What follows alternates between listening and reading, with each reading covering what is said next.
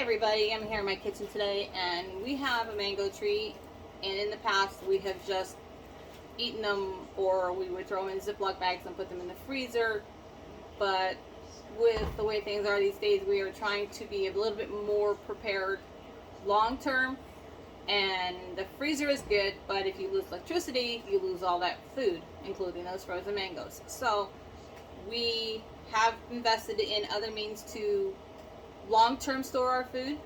Um, One of those things we bought was a Harvest Right freeze dryer, so we are doing some of our food there, along with freeze drying mango, which comes out absolutely heavenly like candy.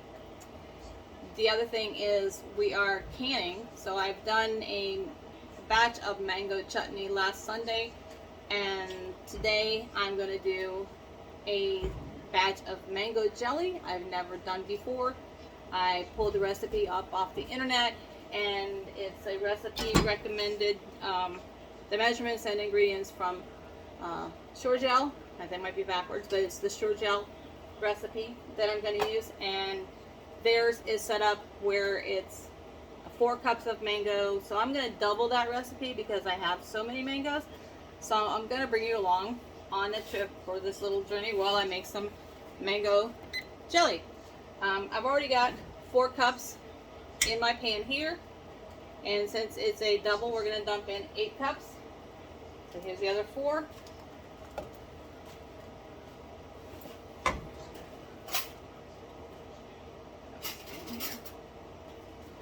Put all this down inside.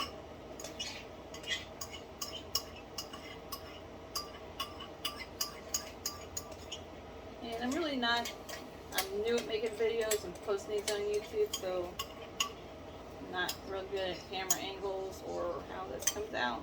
So I guess they say practice makes perfect, so the more I do this, I guess the better I'm going to get. So that's that mango.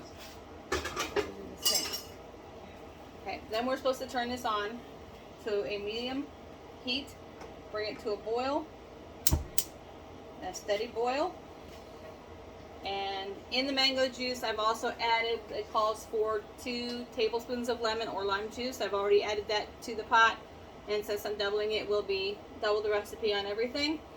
So it's 8 cups of mango, it's 4 tablespoons of lemon or lime juice, it will be 15 cups of sugar, it's a lot of sugar, and then the 2 packets of the Sure-Jell.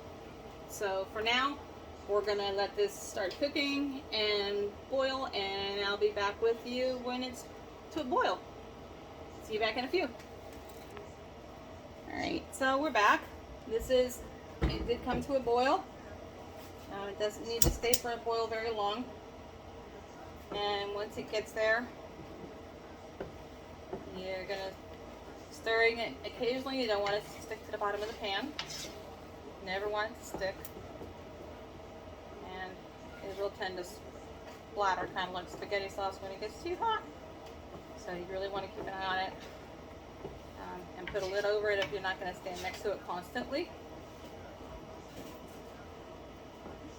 Gas. I am cooking on a gas stove. Everybody's stove is different. Gas tends to get hot a little faster than an electric stove. So, you know, however long it takes to get to that boiling point will depend on your stove.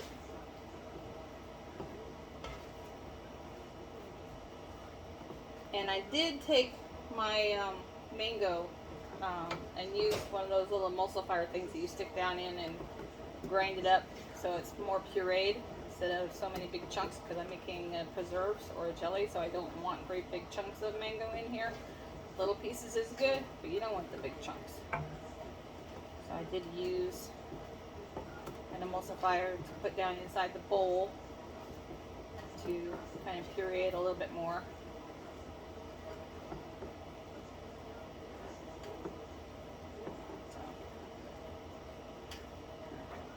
At that point, we're going to start adding the sugar in, and like I said, it's a lot of sugar. A single batch calls for 7.5 cups. I'm not sure how many jars this is going to make. I'm not making big jars of jelly.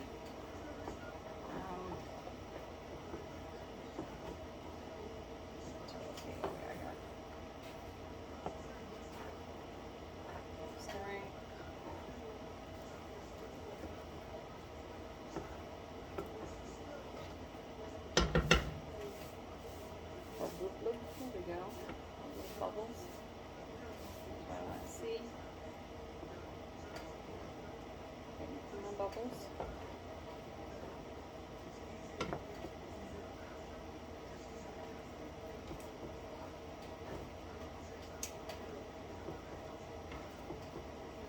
I know I'm a quiet cooker. I don't make a lot of noise.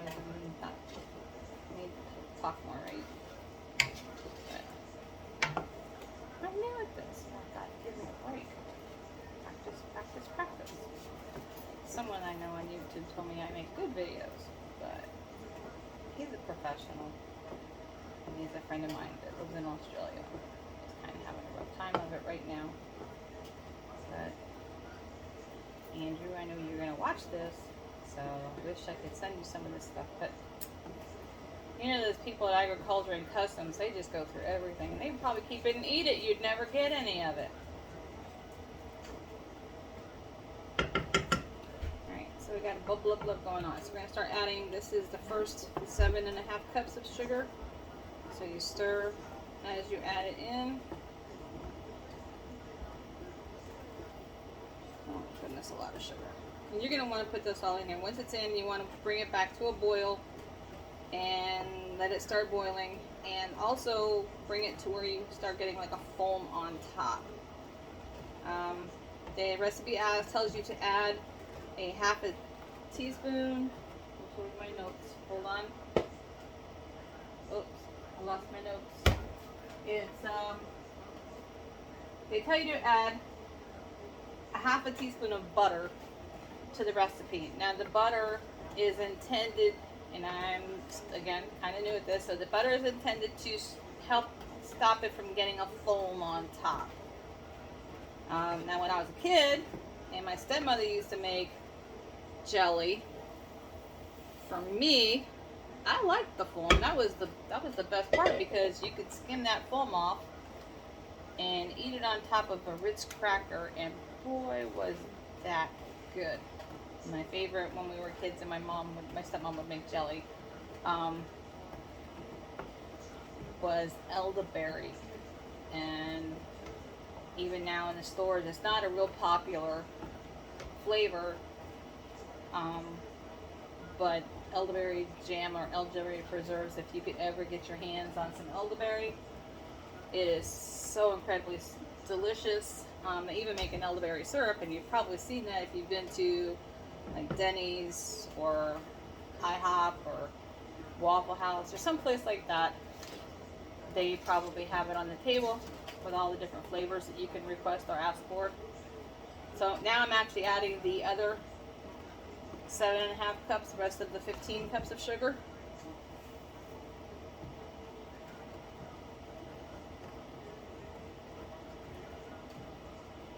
That's a lot of sugar. And it'll, as you add the sugar, it'll start to get more of a clear look, more translucent. And you want to keep doing this and keep stirring until you don't feel any of the granules in the pot as you're stirring. You don't want to feel any of that sugar as you're mixing it in.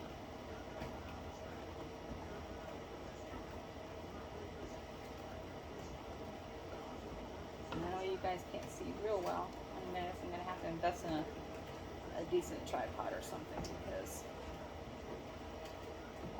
you wouldn't believe the setup that I'm using.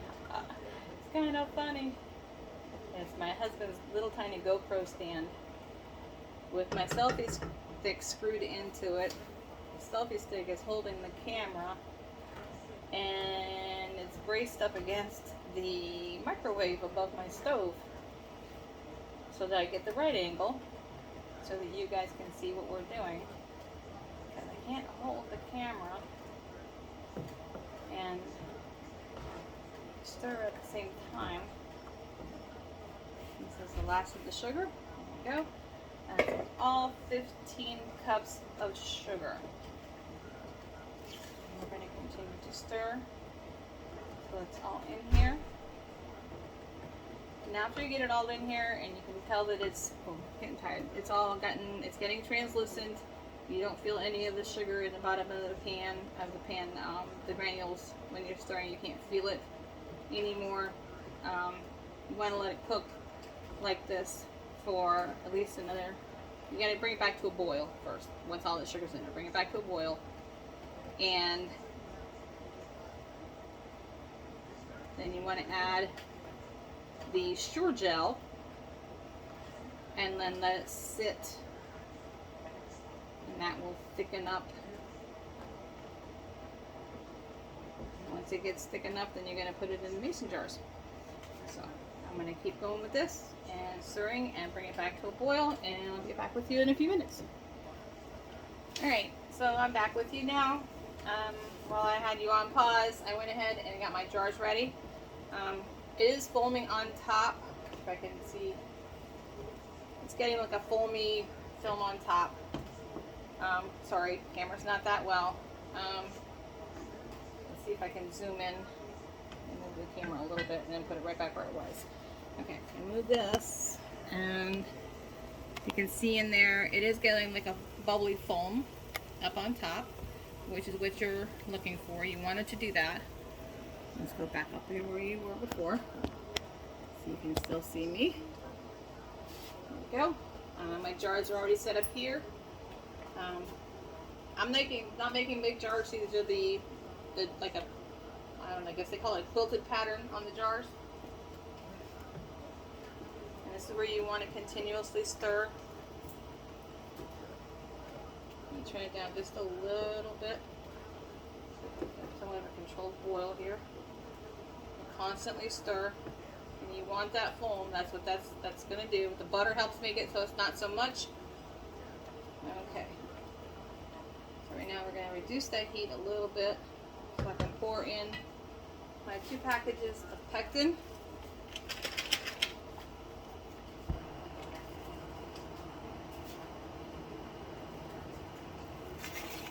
Both of these in here.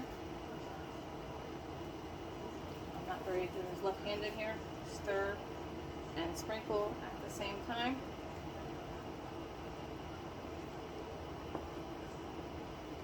It's important, I guess it's important that you keep stirring while this is going on. You don't have to keep it at this, they say, for about a minute. So all you need to do this once it's in here for 1 minute. But you constantly want to pour, but I gotta stir. I don't have 2 sets of hands. So here goes the other bag.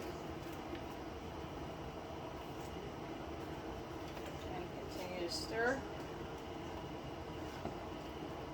And once it's all in here and completely mixed in, it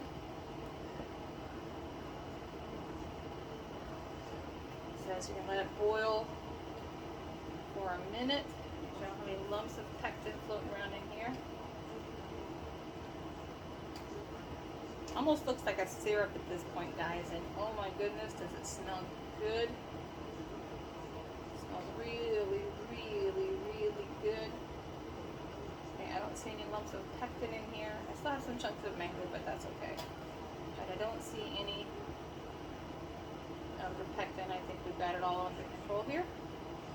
And like I said, for a minute we're going to let it boil.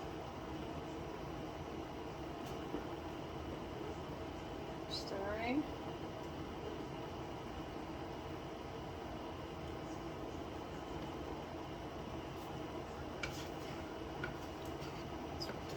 Bit.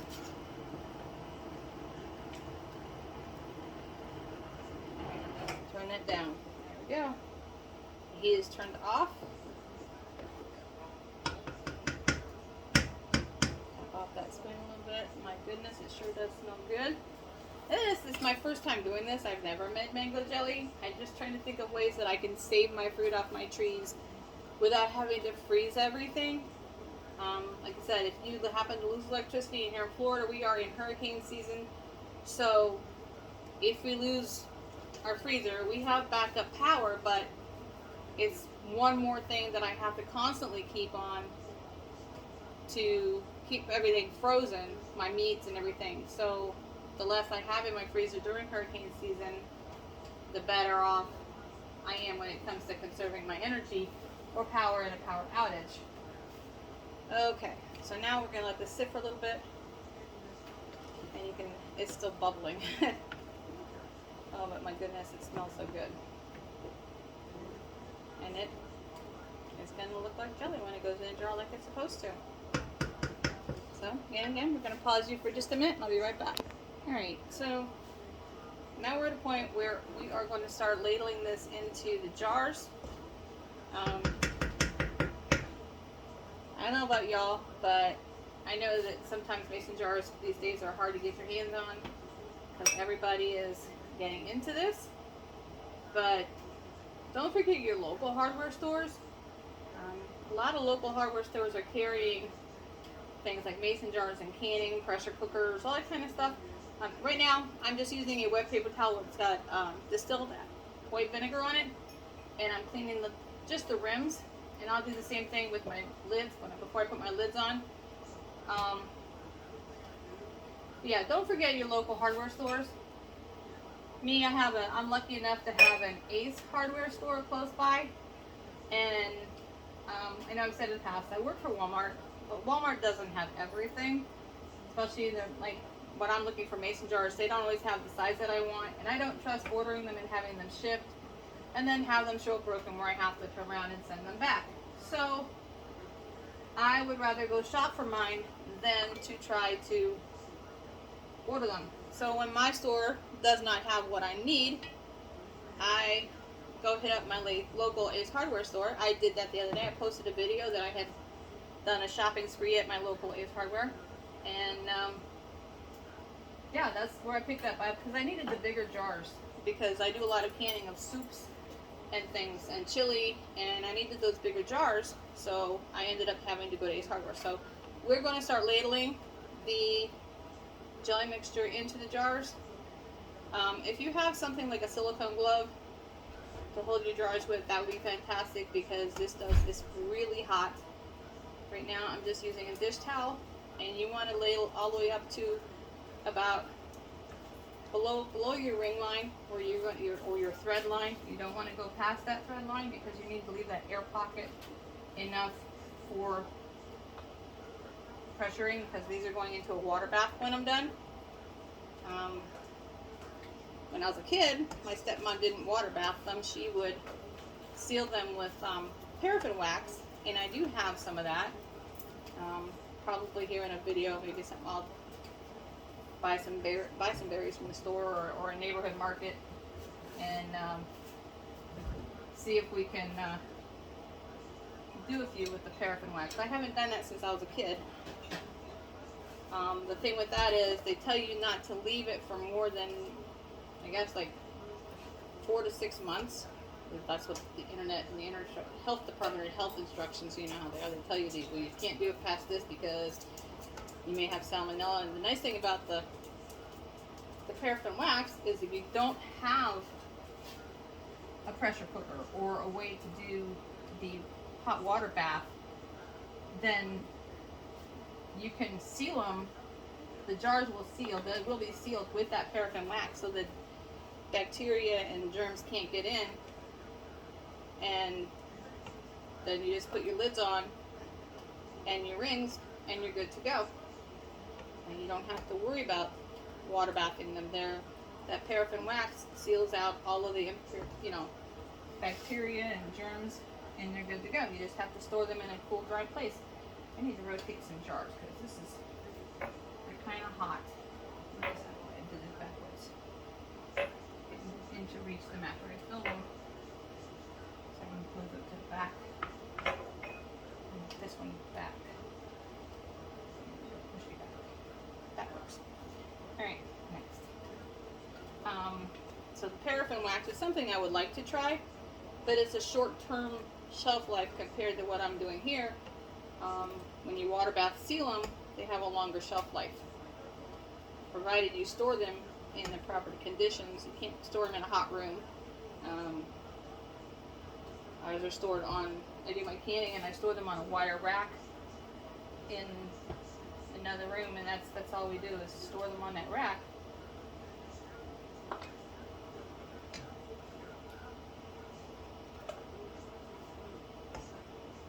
And guys, you can make this stuff and nobody says you have to eat all of it. Holidays are coming up. Gift baskets with homemade preserves are an awesome gift to give.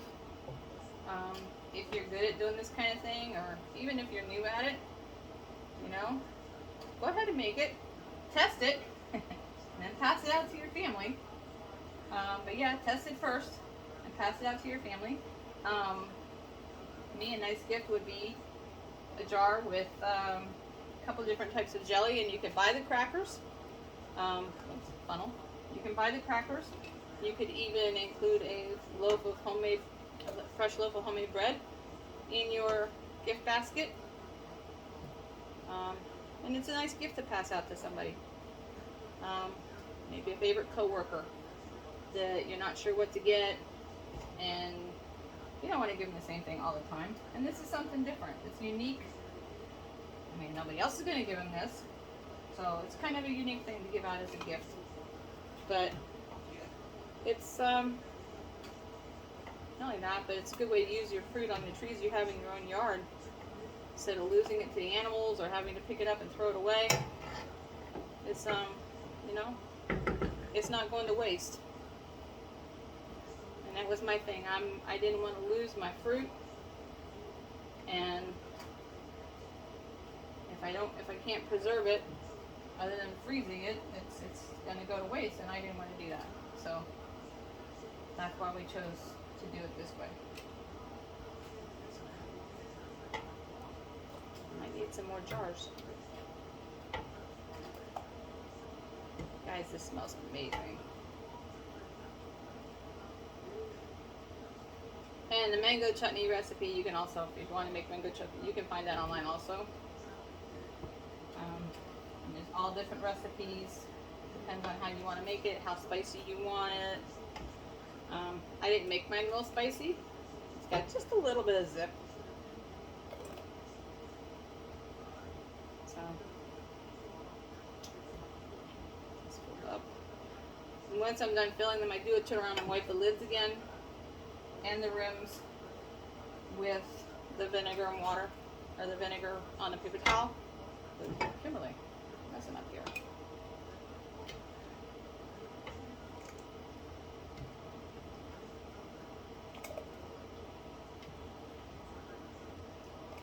Just enough for one more jar.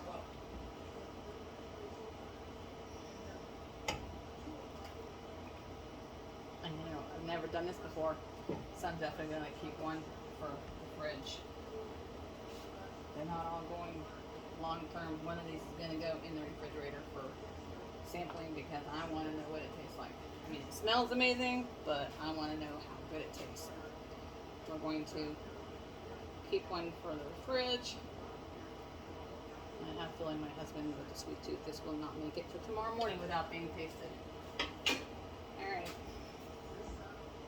Pot holder. Oh, one more to get out of here.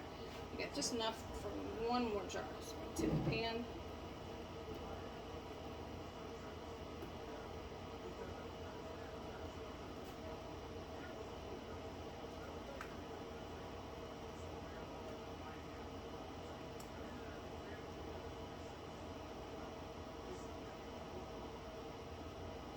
And there's all kinds of channels to learn how to do this, and there's all different stuff that you can preserve your food, all different ways. Just depends on how you want to do it, what you have room for. Here in the South, trying to keep things cool in a room is kind of hard because we don't have basements, we don't have root cellars, so you kind of have to make do. Alright guys, that's it. We're empty. Oops, sorry about that microwave. So now, you wash my hands because I'm kind of sticky. Alright. Kind of turn around and make sure the tops of the jars don't have any mess on them.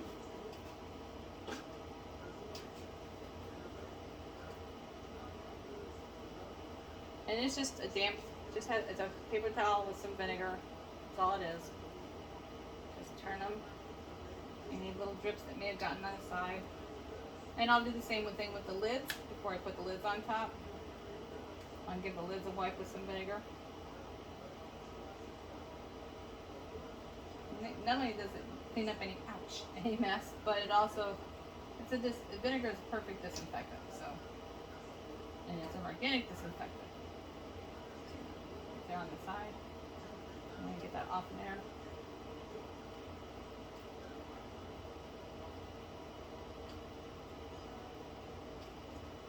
And they are hot. You do not want to pick these up. I'm just barely touching them to turn them. And they are quite hot. Alright. That's that one. You get a clean towel and wipe my lids.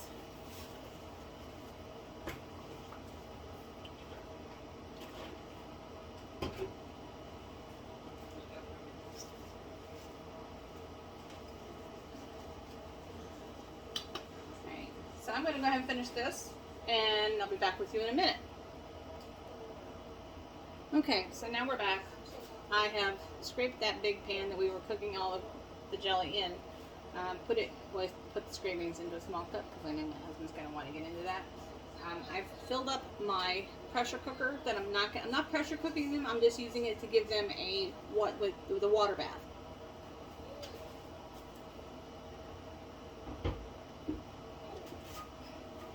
And this is very heavy. So we're going to put this back on the stove. Get this going on high. So you're going to get this going on high. You want this to come to a hard boil. This is what's going to seal your jars. So in the meantime, I've got all of them sealed. All of them have the disc on top. I'm just adding the rings, and those only get tightened to a finger tight. You don't want to screw them on tight. The purpose of the water bath is to force all the air out of the jars and create that vacuum seal inside. So you're going to put the rings on just enough, what they call just a light finger tight, not completely tight. And if it doesn't thread on right, then grab a different lid. Don't make yourself crazy trying to make every single one of them work, because not all of them are going to fit all the time. So let me grab one more ring.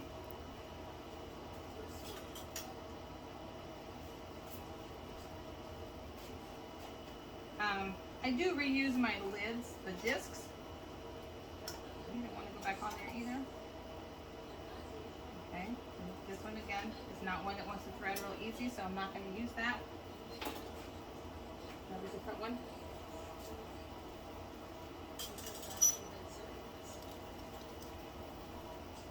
I have one out of the bunch that doesn't want to thread right. There we go. Okay, so all these are on just to a finger tightness. At that point, you're going to let them rest until your water comes to a boil or starts to get to a certain temperature. You want it to start getting hot before you add your jars. And I have a tool that I use to add my jars so that I don't burn my hand. And let me get that tool and I'll show you.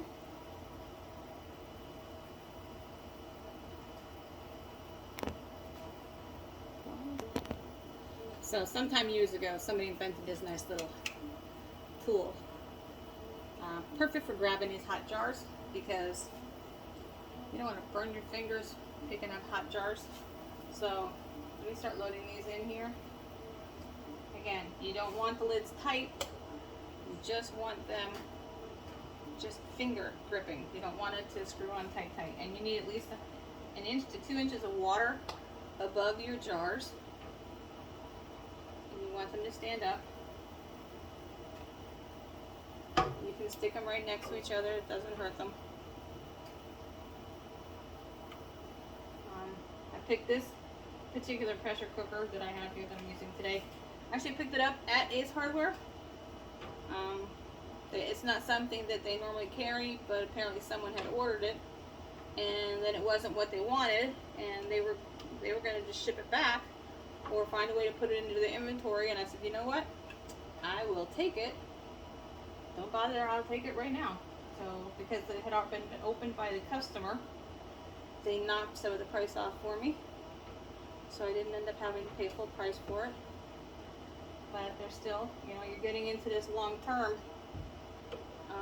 So you have the investment of getting started with your jars, the pressure cooker, things like that. You do have that expense of getting in, but it's a long-term investment, and it's something that you're going to be able to keep doing for your family for many, many years. And knowing what's in the food you eat, what's in the preserves you're eating, even if it's preserves. Even if you buy it at the store, it still has the preservatives in the jelly or the jams, or whatever it is you're eating. You still have preserves in it. Do you know where they got the fruit they made to make the preserves? Do they treat the trees with pesticides? We don't know. This way, what I'm cooking, I know what's in here. I mean, other than the sugar, I know what's in here because the mangoes came off my tree. We don't spray any pesticides on the trees. Even in the vegetable garden, I try to stay organic on my chemicals that I use. In the vegetable garden, I would use diatomaceous earth, I use neem oil, things like that to help preserve or keep the pests out of the garden without having to add chemicals, because I'm going to eat this food and I really don't want to eat the chemicals and those nasty hormones that get on your tomatoes. I go out and hand pick those off with a big old pair of tweezers. So everything's in the big pot, it's in the pressure cooker. It needs to come to a boil. Once it hits that boiling point, it needs to boil for 10 minutes. And then after that, you're going to turn the heat off. You're going to take your jars off. You're going to leave them out of the pan. Take the jars out of the pan, leave them on the counter to cool, and before you put them away. So I'm going to let this thing get going and boil all by itself, and I'll be back with you in a little bit.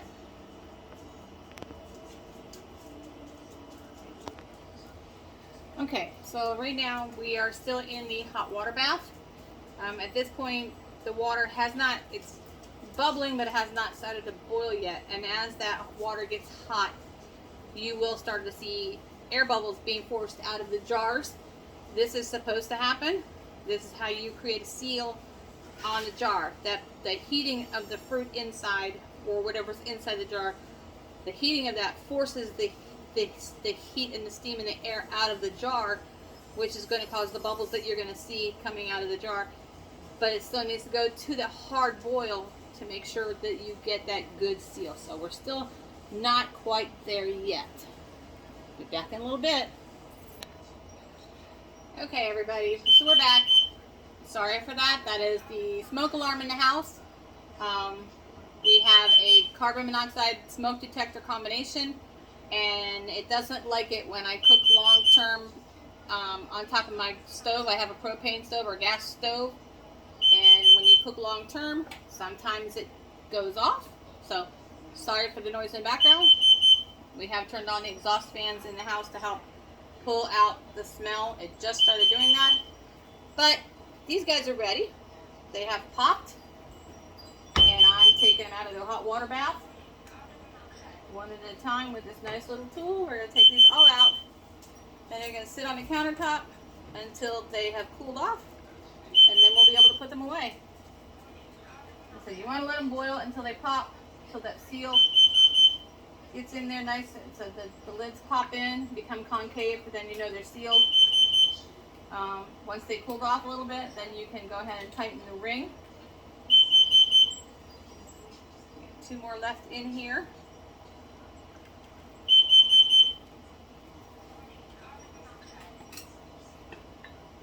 And one more. Side. Away. They are hot. Ooh, baby. Hot, hot, hot. And that's it. Now they cool off. And at that point, once they're cool, then we can put them away for long-term storage. This is my first time making mango jelly or mango preserves, so we'll see how this turns out. I know I've tasted a little bit that was left in the pan, and it's absolutely delicious. So for my first time making preserves, as far as I'm concerned, it came out great, tastes great, and now we've got jelly to put away or preserves to put away for long-term. And I hope you enjoyed the video. Thanks for watching. Leave a thumbs up. Come back and watch for my next video. Thanks. You guys have a great day. Till next time.